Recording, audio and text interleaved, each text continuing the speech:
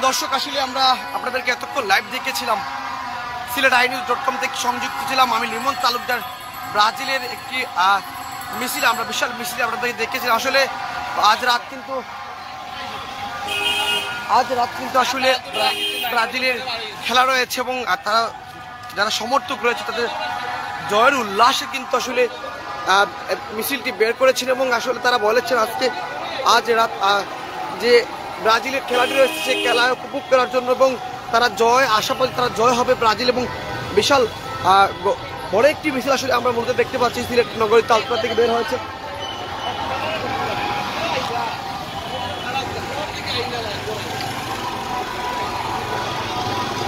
আর যত সময় যাচ্ছে আসলে আমরা ব্রাজিলের